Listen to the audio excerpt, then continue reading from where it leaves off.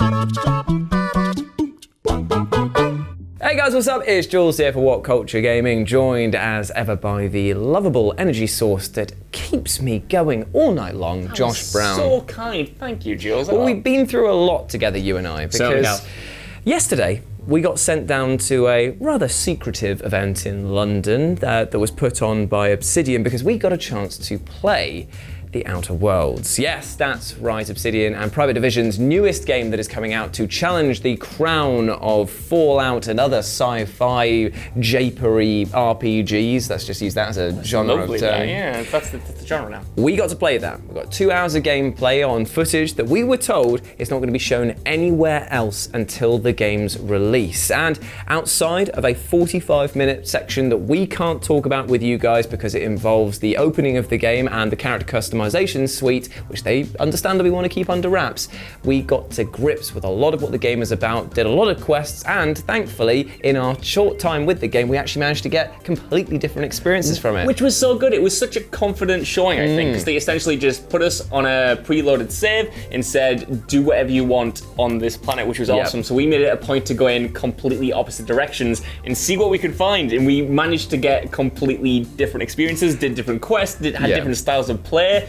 And I really loved it. Yeah, I really loved it. I feel like if you're looking at this as a sort of first impressions video, then there is one impression that I was left with, and that is basically, if you are looking for Fallout New Vegas in space, this game will deliver everything you need and more, which is just so relieving because starting a new IP for a company is scary work. Yeah. Trying to follow on suit from like the pressure that's been built up by the likes of Fallout and working on stuff like Fallout New Vegas, which is obviously Obsidian's other thing that they tackled. There's a lot of expectations, and luckily I feel that this game delivers on that. Absolutely, even more so than I even anticipated, because ever since it was announced, everyone was saying, you know, it's by the creators of the original Fallout, it's by the guys who did New Vegas. Everyone was expecting them to fill a gap left behind by Bethesda after they dropped Fallout 4, which I really enjoyed, but was more divisive and went down a more sort of standard mainstream action route. And of course, after Fallout 76, I didn't expect this to be so entrenched in that kind of play as it was, because it has everything. It has even the dialogue options are straight out of the classic Fallout 3 and Fallout 3 New Vegas style, where you're a mute protagonist and you just have like a selection of great choices to pick from. I was going to say that actually works for the game's betterment, I feel, because Fallout 4 was a fine action game, like you say, but I do feel that there was a lot of character that was lost by having your actual character be voiced, because it meant that when you were saying stuff, most of the time their actual responses would never actually match up directly to what you were saying. So if it had, for example, say like,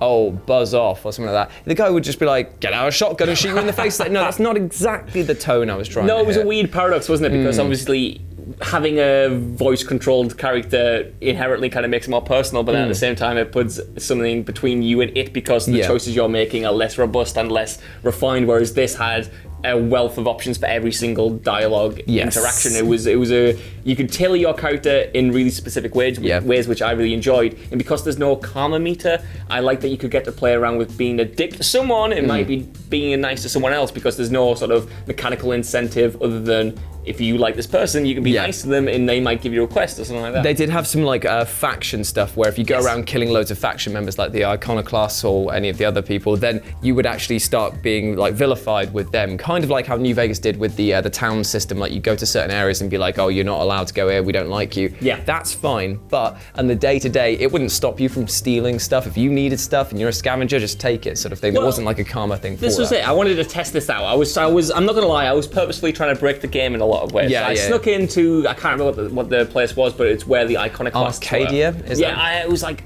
something Heights. Arcade Heights? Arcadia Heights, I think it was. Right. Yeah. So I snuck into there. Well, not snuck into there. I walked into there and I was having a mosey around, was looking in the doctor's office, and I saw 3 patients sleeping. So I thought, you know what, I'm gonna be a bit of a bastard. So I went into all sneaking mode, pulled out my lovely, whatever that blade was, it was delicious. It had like officer's spine. Was that it? It had a great green tint to it. And I thought, I'm gonna murder all these guys in cold blood and see what happens. So I sliced all their throats up, left them dead, felt bad about myself, but didn't get that karma pop or anything like that. I thought that is so cool. I could just do that, and that's a little story, a little bit of devilish thing that I've just done, evilness. You're only held to your own accounts of morality, which is quite nice. Yeah. And what is quite good as well is that a huge factor of this game is that you have two companions, or at least we did when we played, and they represented two very different sides of the coin. One was a mercenary, a gun for hire, that lived in a place called I can't remember what the place was called, annoyingly, but it was like a sort of bigger city where there's a lot of problems going on. And the other one that you meet earlier on in the game, which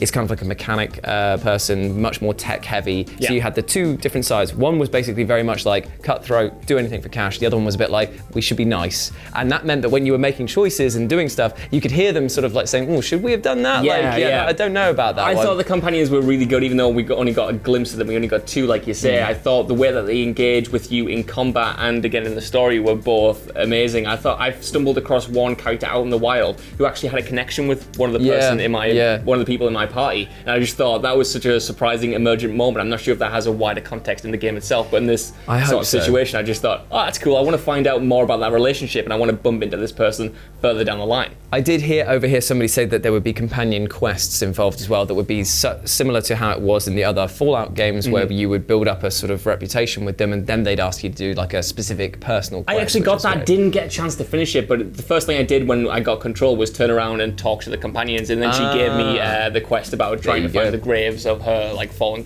comrades and stuff, and I thought that would be cool. I sadly didn't get to finish it. I didn't get to finish any quest, and this might be a testament to how good the game is that I just wanted to explore. When I was given the chance, I went to a few of the major cities, but for the most part I just wanted to see what fun I could get myself into, and that sustained the entire session for me. And I think that the fun is definitely something that they've really approached the Outer Worlds with, because the way that the game is written is very like satirical and witty, and there's like, I was talking to one of the writers after the event had ended, and she was telling me that it's very difficult to write comedy because it is subjective. Obviously, what you find funny, I might not find funny, and vice versa.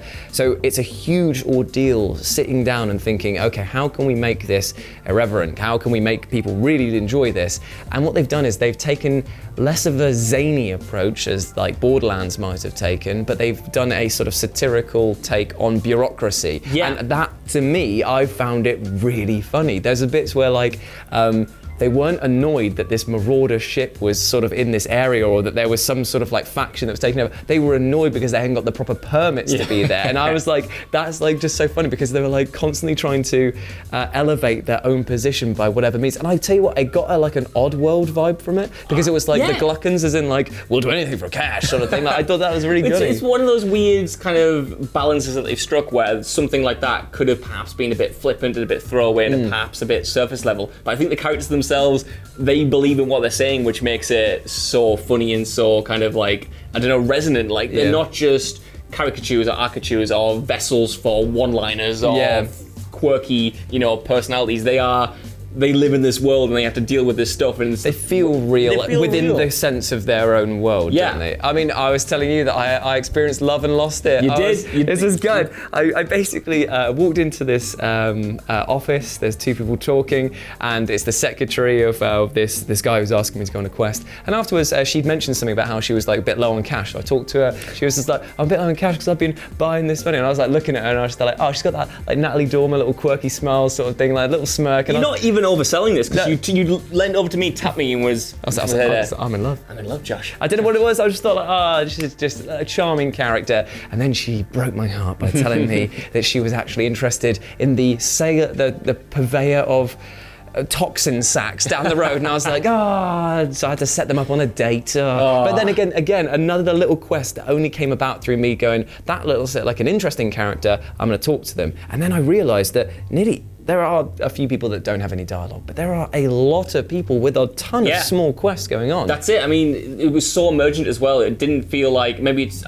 a condensed part of the game, but it didn't feel like I had a bunch of stuff to do, a bunch of checklists to tick off, and was just mindlessly doing them. It was that case of, I'm going to check out this area, and then a quest pops up. It's really emergent. You're walking through a town, and a guy runs out of his apartment, and he's saying, there's a body there, you need to see the blood. And obviously, you do need to see the blood, so you go to investigate. I love how alive the world feels, and we only got a taste of one of the many worlds in the game, and the fact that this single one was so dense and packed with content fun content as well, is getting me excited for how that's going to be spread across the board. But obviously, it's not just the sort of characters and the quests they give, but the action as well. Like, I chose to do a few missions where I went in only as a conversationary thing, just trying to either antagonize or diffuse stuff using my skills and speech checks.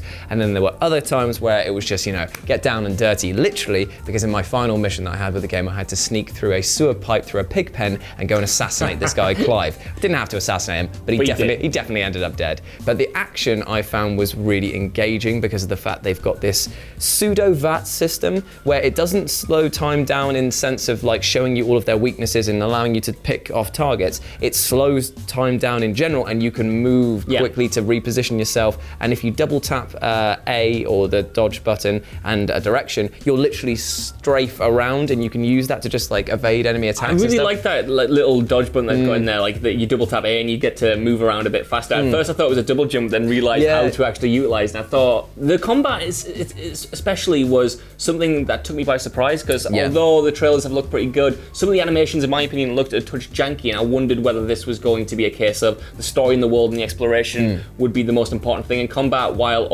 would be secondary. I don't think that's the case here. It feels really punchy, the guns feel very varied, melee combat works, range combat works, up close and personal shotgun blasts are really satisfying. Yeah, you love doing that, didn't you? Even though it happens in every other game, in every other Fallout game as well, I walked up to some guy with a kind of a semi-automatic rifle, shot him point blank, and his arms came off, and his legs came off, and his head exploded. He was just a torso, and for some reason, the visceral thrill of it, even though we've seen it so many times before, was nailed here. Everything from the pull of the trigger to the sound. The soundscape is surprisingly really good as well. I keep saying surprisingly, like we didn't expect this, but it's everything we expected is there, but it's kind of just a step up. Maybe it's the case of we just expected it to. We were sold on the idea of it being, Fallout New Vegas in space, and maybe it's because our brains haven't gone beyond that point, because that game was released 10 years ago, whatever it was. Maybe we just thought, okay, it's just going to be the same thing with the new skin. And there are some like animation jank, and there is a bit of that. Like it's a good looking game. I wouldn't say that it's the most beautiful looking game, but when you consider the amount of content that's in it, it's far superior to,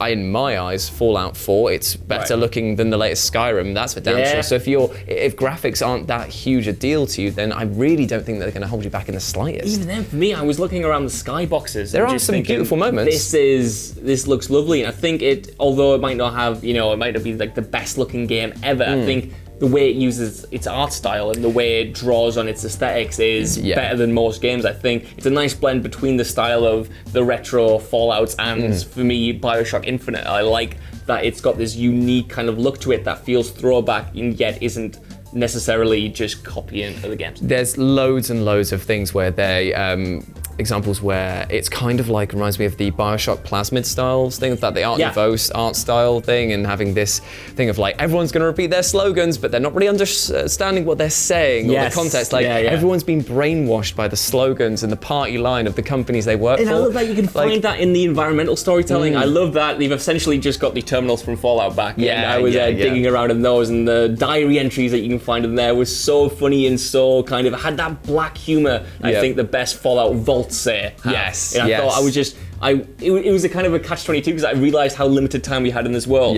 But I wanted to read every single thing I came across, so I had to actively pull myself away from it and be like, no, engage with the missions, engage with the story.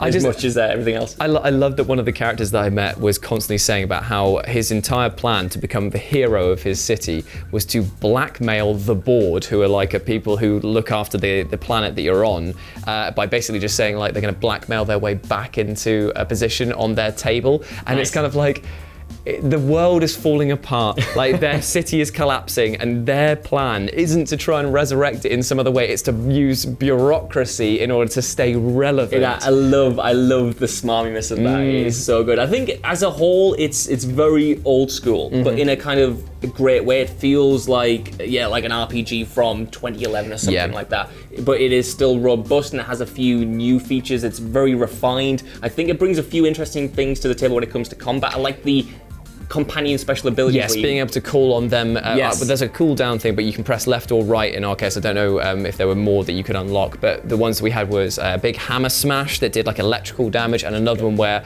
our other companion fired the entire clip of a minigun into whatever foe you were looking at. For me, there is an overwhelming amount of systems and customization options as well when it comes to your weapons and how you can craft them, and I was just picking stuff up, not exactly knowing what it was and just hoping it would come into play later on. I tried every weapon I picked up at least once to see what the sort of things were, and like we got to try out flamethrowers, swords, knives. I had a baseball bat that had 3 motorized drill heads on the front I just jumped in the air and slowed down time just as I bashed people in the head with. Listen, that was satisfying. I saw you smash that dude's head in, but at the same time, did you get that nice top hat from the skeleton? No. Because my guy looked spiffing from that lovely hat I got from that skeleton, RIP. So yeah, you can customize pretty much everything, and fashion souls is definitely is going to come into play here. I mean, we got to play as a character that was pre-created and had tons of great stats, but it was clear from the off.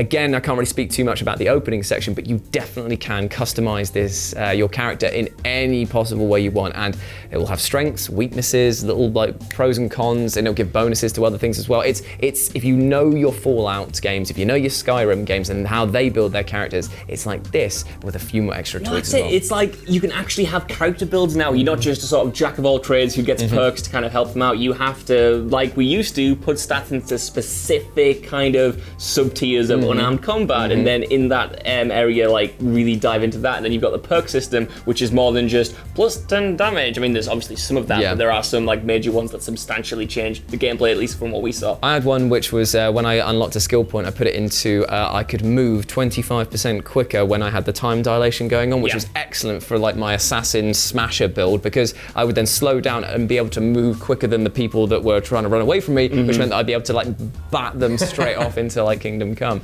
Honestly, it was a great experience, and it's a game that I'm fully looking forward to. I don't think that I'd have many bad things to say about it. Maybe a few animations can be tightened up here and there. There was a lighting bug, but they did say that it was still beta or beta footage, so that it was something they were going to fix. Like, it ran better than I expected it to. I mean, considering how hard it is to get these RPGs working, even when Obsidian made New Vegas, that was notoriously buggy. I mean, considering the build that we had, again, it's only one planet, but there was an issue with screen tearing, but again, that's like to be expected. It was only a few sort of things. Exactly. I don't want to sound like we're just sort of glazing over those problems, because if they do exist in the final product, that could be a big issue. But in terms of the small sort of like section that we played, it's kind of understandable when they still got a few months left to polish out all the bugs. I mean, it's not out until October. So there's a few months to get everything up ship shape. But also, speaking of ships, you will be able to like do customizing on your ships. You'll be able to use that to travel to different planets. And to be honest, there's going to be probably more content than I have hours in the day to get through. I was thinking that playing it, it was exactly what I thought it was going to be, kind of a successor to Fallout, using all those same systems. And I was playing it, and I just thought, I haven't sunk many hours into a game like this in a long time, and this is going to devour. If it sustains this quality, it's going to devour the rest of the year for me. Yeah, it's going to be. I'm really looking forward to it. Obviously, it's coming out in October. So we'll keep you updated with a review and any other news that comes out as well. But yeah, our first impressions probably couldn't be more positive of this game. So yeah, The Outer Worlds, you've done your good job there. And thank you so much for arranging for us to go and see this, Stefano and Aaron. Thank you very much, guys, for that. And anyway, if you want to follow us on Twitter, you can do so at RetroJoey with a 0 for myself, and Josh Broom with 2 L's over on Twitter.com. Over on Twitter.com. I love that, Twitter.com. And if you want to tune in for more gaming, comics, film, and wrestling, then go to WhatCulture.com. And if you don't want to do that, then I guess we'll see you later. Got nothing for you. Bye-bye. Just got nothing for you. Bye.